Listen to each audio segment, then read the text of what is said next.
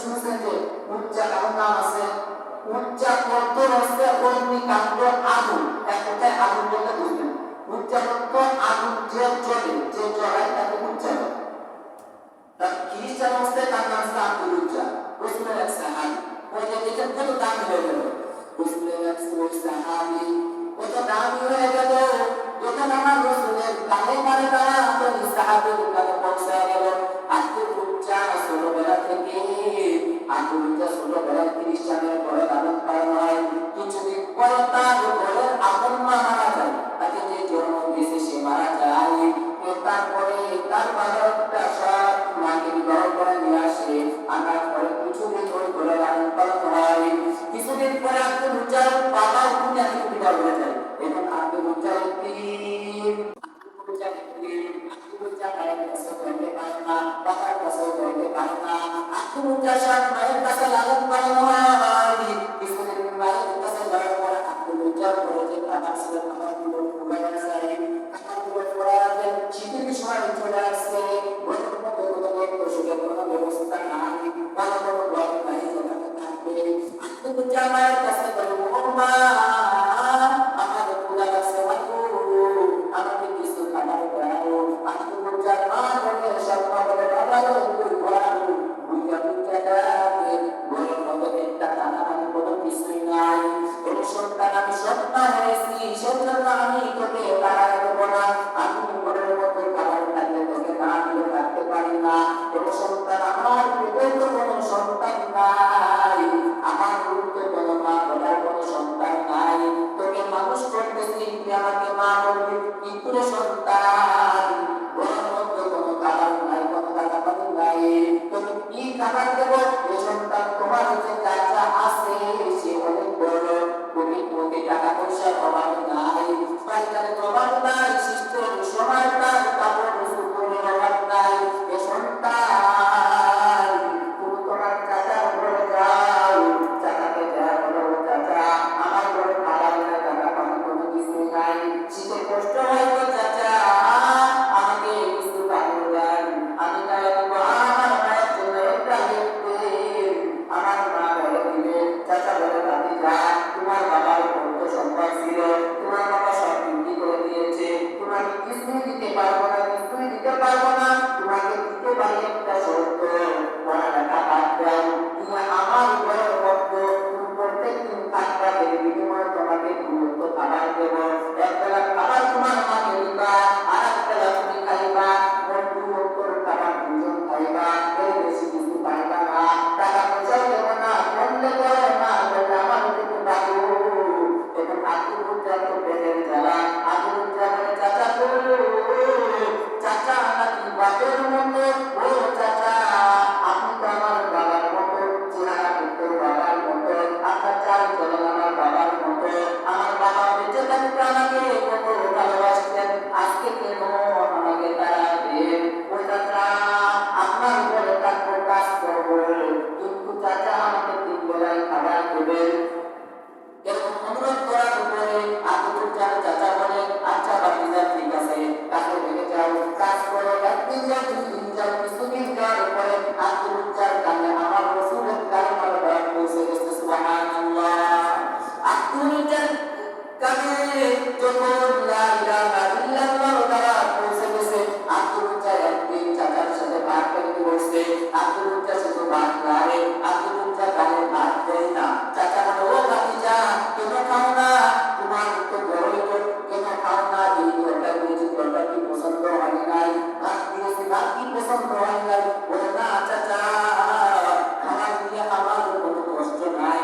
বলে, তাহলে কাঁদুন না কেন, ভাত খাও না কেন? বলে, চাচা কতদিন অপেক্ষা ছিলাম, আপনি কবে আমার কাছে এই প্রশ্নটা করবেন? ও চাচা, আপনার কাছে কিছু কথা জিজ্ঞাসা করবো, সত্য কথা বলবেননি? বলে, বাকিটা বলো, সত্য কথা বলবো। বলে, চাচা মোহাম্মদ নামে এক ব্যক্তির কথা জিজ্ঞেস করবো, তার কথা বলবা। বলার সাথে সাথে যখন মোহাম্মদ বলছে, আব্দুল উজ্জার চাচা সাথে সাথে ভাত ঘোরা দাঁড়াইছে। বলে, সুবহানাল্লাহ। কিন্তু উনি কি ছিল? খ্রিস্টান। আব্দুল উজ্জার চাচা খ্রিস্টান। ভাত সাথে সাথে দাঁড়াইছে। আব্দুল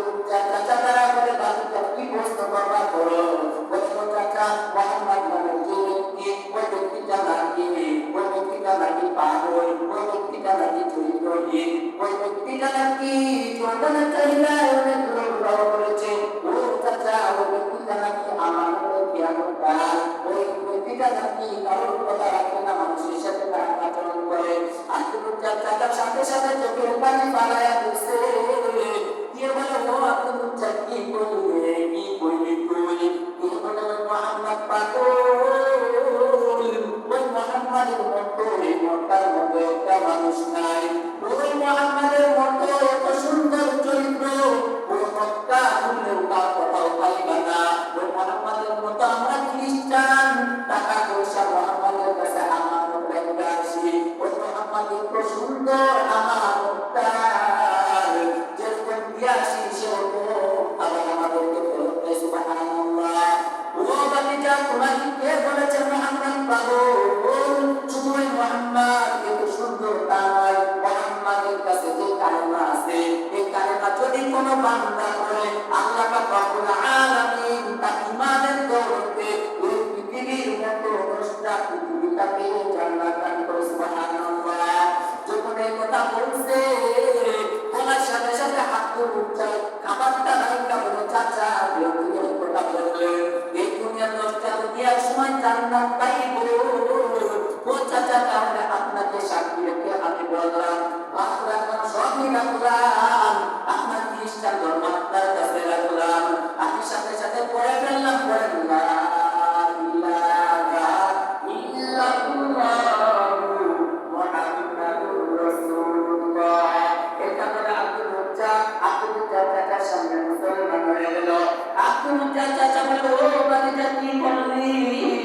আমার সামনে আমার ধর্মকে মানবি। ওই বাচ্চা তোর কি করতে হবে বাড়ি জানো? বলে ও চাচা কি হইতে পারে বলো? বলে বাড়ি জানে তোকে আমি যত টাকা দিয়েছি, যত গাড়ি দিয়েছি, যত বাড়ি দিয়েছি, তোকে যা খাওয়াইছি সব ফেরত দে। বলে চাচা সব কেমনে ফেরত দেবো? যা খাইছি সব টাকা নাই। ও চাচা কেমনে দিব? যা এবার বসতে সব পিছনে চলে গেছে। বলে বাকিটা এখন তোমার কাছে যে কয় টাকা আছে সেগুলা ফেরত দাও।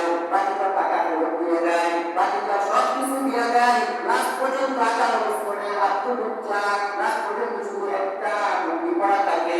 বলে চাচা আমার গায়ে শুধু লুঙ্গি দেখা হোক। আত্মহত্যা চাচা এত বড় বেঈমান। বলে ও বাতিজা, বলে ভয় পাও তাহলে কালেমা ছেড়ে দাও, খ্রিস্টান ধর্ম ধরাবার। বলে চাচা গো, আমি যেহেতু কালেমা পড়েছি আল্লাহকে না দেখে, রসুলকে না দেখে, কোরআনকে না দেখে, জান্নাত জাহান্নাম না দেখে যেহেতু কালেমা পড়েছি চাচা, আমাদের ইজ্জত জায়গা তোমরা কালেমা ছাড়বো না। ওই চাচা আপনি কাপড় দিবেন, কাপড় খুলে দিয়ে দিবেন, কিন্তু আমার যে কালেমার দৌলত আমার বুকের মধ্যে ধরাইছি এই কালেমার দৌলত আমি ধরাইতে রাখি। সুবহানাল্লাহ। এবং আমি মুসলমান আল্লাহর গোলাম। আপনি যাও চাচা তার বলার সাথে সাথে লুঙ্গির কিছুটা তুলিরা লুঙ্গিটা কায়দা নিয়ে গেছে। আপনি যাও সব ভাবে দরবারে গেছে। যা বলে বাবু চাচা আমার সাথে ব্যবহার করেছে, ঘরের মধ্যে কোনো কাপড় আসেনি। বলে সন্তান আমার ঘরের মধ্যে কোনো কাপড় নাই, শুধু একটা চাদর আছে। বলে বাবু চাদরটা দাও, আমি আর এই মক্কার মধ্যে থাকবো না যেখানে আমার নবী থাকতে পারে নাই। আমার নবী যেখানে অত্যাচার সহ্য না করতে পেরে মদিনায় হিজরত করে চলে গেছে। ওই নদীকে দেখার জন্য মদিনায় চলে যাব। বলে সন্তান তোমাকে যদি কাপড় দিয়া দেই, চাদরটা দিয়া দিলে সে ওই সময় কি করে দেব? বলে মা তো তুমি দিবানি তাই বলো। মা বলার সাথে সাথে আরো সন্তানের করতে সহ্য না করতে পেরে চাদরটা দুই ভাগ করে মা এক পাশে রাখছে, মা কাপড় থেকে এক পাশে দিয়ে গেছে। বলে সন্তান দুইটা নিয়ে তুমি মদিনায় চলে যাও, যে মায়ের নবীর সাথে দেখা করে আসো। এতটুকু কাপড় সামনে রাখলে পিছন পাশ কইরা যায়, পিছনে রাখলে সামনের পাশ কইরা যায়। এরকম কইরা কইরা করে যা মদিনায় চলে গেছে। আমার নবীর সাথে দেখা করার পরে নবীকে পুরো ঘটনা কইলা, বলে নবী গো আপনার কালেমা পড়েছি, আপনার উপর ঈমান এনেছি, আল্লাহকে বিশ্বাস করেছি। ও নবী একবার কালেমা পড়েছি যখন আমি যা মনে ইচ্ছা আপনি নবীর সাথে আমি হাতে হাত রেখে কালেমা পড়তে চাই। সুবহানাল্লাহ। এটা বলে আকুচা মুসলমান হয়ে গেলেন। আর এই আকুচা ইমানের দৌলত দেখেন, সে সব কিছু ত্যাগ করে দিচ্ছে, তবুও কালেমা ছাড়ে না। আমি সবাইকে বলতে চাই, আমরা সকলে কালেমা পড়েছি, মুসলমান হয়েছি, আমরা সকলের মধ্যে ইমানের দৌলত আছে। আল্লাহ তার জন্য আমাদের ইমানের দৌলত নিয়ে যেন আমরা যেন মৃত্যুর শেষ পর্যন্ত এই কালেমা পড়ে অটল থাকতে বেশি বলবো আমিন। আল্লাহ তাআলা দোয়া করলাম, সর্বপ্রথম আমাকে আমলটা তৌফিক দান করুন, তারপরে আমার এই সব মুসলিমদেরকে আমলটা তৌফিক দান করুন আমিন। আসসালামু আলাইকুম ওয়া রাহমাতুল্লাহ।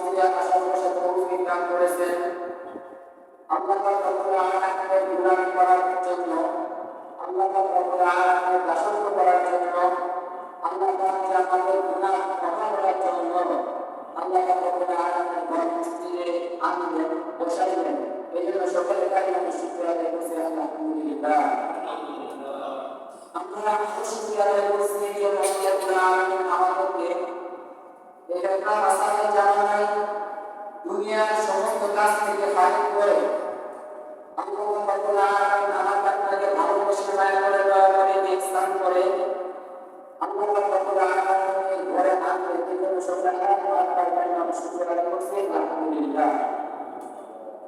আমরা সালাম পাঠ করছি মানবতার রাহমাতুল লিল আলামিন সাইয়্যিদুল কাওনাইন খাতামুল মুরসালিন। আমি বিশেষ করে আমরা সকলকে সালাম পাঠ করছি সাল্লাল্লাহু আলাইহি ওয়াসাল্লাম। আমরা তো সালাম পাঠ করতে লাগলে দোয়া করেছিলাম, কেউ বলেছে কেউ পড়ে না। রাসূল সাল্লাল্লাহু আলাইহি ওয়াসাল্লাম বলেছেন, কোন বান্দা যদি আমার সুন্দর যদি একবার পুরো পাঠ করে আল্লাহ রাব্বুল আলামিন তার আমল নামায় 10টা নেকি লেখে সুবহানাল্লাহ। শুধু তাই নয়, তার আমল নামায় 10টি গুনাহ মাফ হয়ে যায়। এটা সুবহানাল্লাহ বলতেছি, যেটা আমাদের দোয়া। আমরা একটা সুবহানাল্লাহ বলতেছি, পরে বলতেছি আমরা দোয়া করতেছি, পরে বলতেছি আমরা কিসের লাভ, আমরা কেউ লাভ করতেছি না। কিন্তু আল্লাহ রাসূল সাল্লাল্লাহু আলাইহি ওয়াসাল্লাম বলেন, যদি কোনো বান্দা এর দোয়া ভর্তি গুনাহ আল্লাহর রাস্তায় দান করে দেয়, এই গুনাহ কবুল হয়েছে কিনা কোনো সম্পূর্ণ ঠিক না। কিন্তু আল্লাহ রাসূল সাল্লাল্লাহু আলাইহি ওয়াসাল্লাম বলেন, যদি কোনো বান্দা সুবহানাল্লাহ বলে আল্লাহ রাব্বুল আলামিন ওই আসমান থেকে জমিনের মধ্যে যত ফাটাকটা আছে এইটা পুরো ভূমিকা সরকার করে সুবহানাল্লাহ। তাহলে আমরা মুসলমান হয়েছি, আমরা ইসলাম ধর্মের মধ্যে এসেছি, আল্লাহ রাব্বুল আলামিন শুকরিয়া আদায় করতে হবে। কারণ দেখেন আমরা প্রতিটা ক্ষেত্রে সুবহানাল্লাহ আলহামদুলিল্লাহ আল্লাহ ইলাহা ইল্লাল্লাহ বললে আমাদের ইসলাম বললে ইসলাম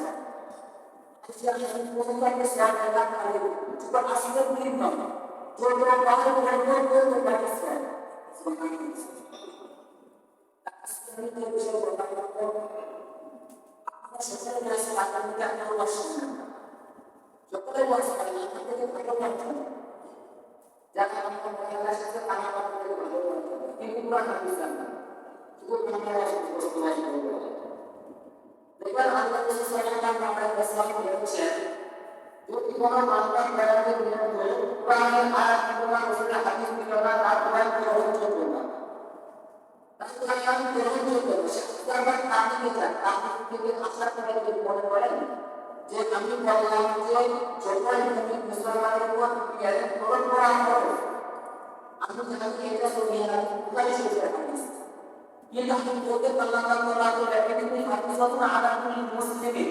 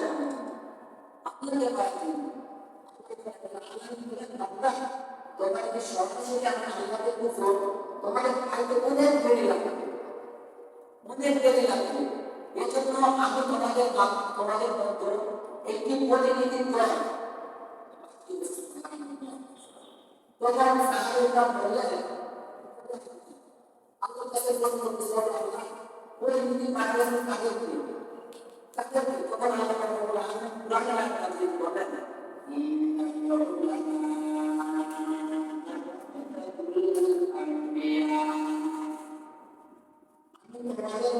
ভূমিকা পাঠিয়েছে তাদেরকে তোমাদের মতো রাসূলদেরকে পাঠিয়েছি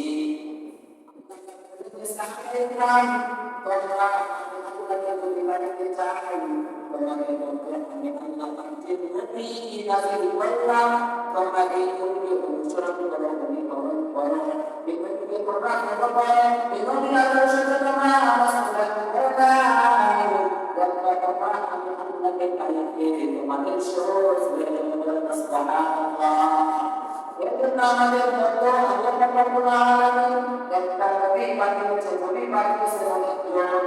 অনেকজনকে কিন্তু ফলো করতে বলেন নাই ফলো করতে বলেছেন বলেছেন তাকে মুহাম্মাদুর রাসূলুল্লাহ সাল্লাল্লাহু আলাইহি ওয়াসাল্লাম তাকে ফলো করতে বলেছেন আল্লাহ রাব্বুল আলামিন এই ক্ষেত্রে কোরআনের আয়াত নাযিল করে দিলেন কুল ইন কুনতুম তুহিব্বুনাল্লাহ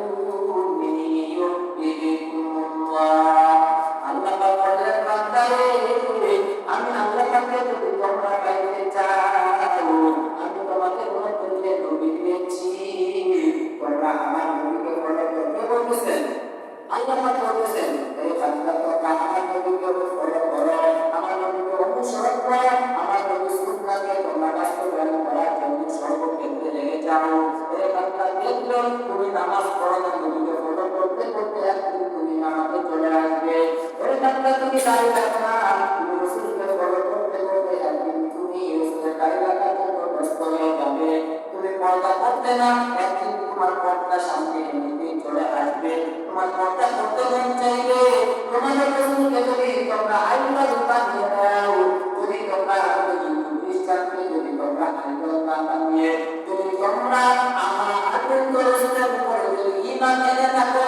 আর যদি ওই রাসূলকে বিশ্বাস করে থাকো রাসূলের সুন্নাহকে যদি মেনে নাও এই বান্দা দুনিয়াতেও তোমরা কামিয়াবি হবে কামিয়াবি কেমন করে হবে দুনিয়াতে রাসূলকে ফলো করলে আল্লাহকে পাবো আর আল্লাহকে পাওয়া গেলে আমাদের কোনো চিন্তা আছে আল্লাহকে পাওয়া গেলে কোনো চিন্তা আছে কোনো চিন্তা নাই আল্লাহ বলেন বান্দা আমি আল্লাহকে পাওয়া গেলে মানে তোমার জন্য সুনিশ্চিত জান্নাত বলেন সুবহানাল্লাহ যখন আমরা রাসূলকে দেখছি আমরা প্রভুকে দেখেছি আমরা কাউকে কিন্তু দেখি নাই আমরা যখন তারা যে সুন্নাত মাঝে সুন্নাতটা মানতে পারবেন সুন্নাতটা মানতে পারবেন আল্লাহ রাব্বুল আলামিন এই আয়াতে বর্ণনা করলেন আল্লাহ ইন্না আউলিয়া আল্লাহ লা খাউফুন আলাইহিম ওয়া লা হুম ইয়াহজানুন নিশ্চয় আল্লাহ বলতেছেন নিশ্চয় দুনিয়ার মধ্যে যত আলেম যত উলামা যত হাফেজ যত আলেম দুনিয়ার মধ্যে রয়েছে সকলে আমি আল্লাহকে বলতে আলামিনকে বলি আল্লাহ বলেন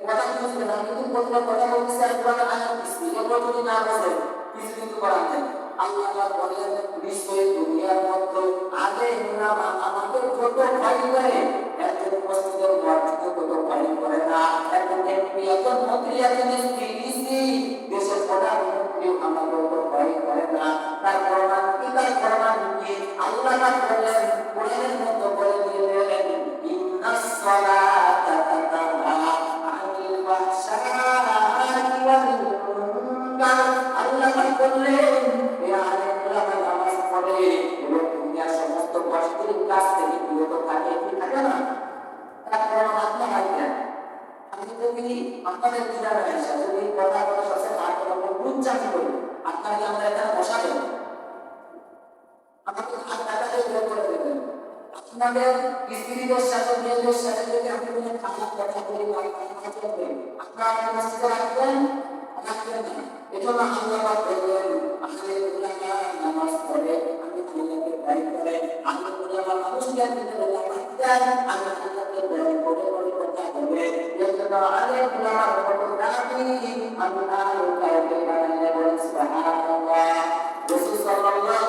ওয়াসাল্লাম এর হাদিসে বলেছেন রাসূল সাল্লাল্লাহু আলাইহি ওয়াসাল্লাম বলেন ইয়া হাযাল আদল আদল বলেন 1000 সাধারণ মানুষ 1000 পায়াসান 1000 সাধারণ মানুষ থেকে একজন আলেম বড় বানান কেউ বলেছেন তো রাসূল সাল্লাল্লাহু আলাইহি ওয়াসাল্লাম বলেছেন 1000 আলেম আপনারা এখানে যে পর্যন্ত আছেন আপনারা সকলে নামাজ পড়বেন সূরা ফাতিহা কারো সহিহ হয় কারো হয় না কারো সূরা ইখলাস সহিহ হয় কারো হয় না কেউ সূরা সুন্নাত মানে কেউ মানে না এজন্য আল্লাহ রাসূল সাল্লাল্লাহু আলাইহি ওয়াসাল্লাম বলেন এই দুনিয়ার মানুষেরা শুনে নাও তোমাদের পত্র আগে উলামা আল্লাহকে বেশি ভয় করে ওই আগে উলামার সাথে বিরোধী করবা না আমি উলামাকে কিছু করে কথা বলবা না আমি উলামার সাথে তো কথা বলবা না কারণ কি রাসূল সাল্লাল্লাহু আলাইহি ওয়াসাল্লাম বলেন কারণ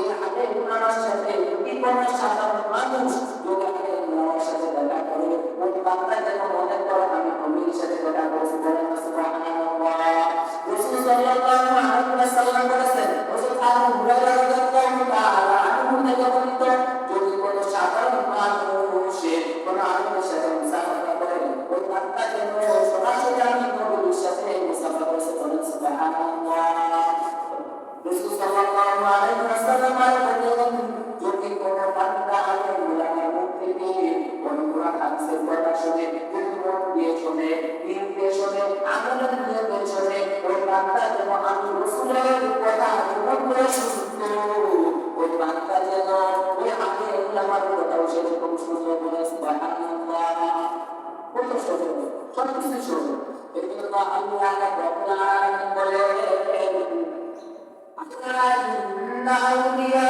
আল্লাহ লা খাউফুন আগে উলামাকে খুব ভয় করেন লা খাউফুন দুনিয়ার মধ্যে আর কেউ ভয় করে না আমাদের যতটা আগে উলামা ভয় করে আলাইহিম রাজাহুম ইয়াহসানুন আজকে যত আগে উলামা সবার আগে যাবে জান্নাতে আবার সবার আগে যাবে জাহান্নামে রাসূল সাল্লাল্লাহু আলাইহি ওয়াসাল্লামের হাদিস হযরত উমর ইবনে খাত্তাব রাদিয়াল্লাহু তাআলা আনহু বলেন এই আগে উলামাকে যখন ফকিরের পরিষদে তোমরা গ্রহণ করে নাও তোমরা আলেম কোনো উলামা বিবাদ করে না বলে কোরআন হাদিসের কথা না বলে তাকে মসজিদ থেকে বের করে দাও তাকে কথা বলতে না দাও আলেম মসজিদে চলে করে থাকে এই আলেমকে জাহান্নাম সর্বপ্রথম উদ্বোধন করা হবে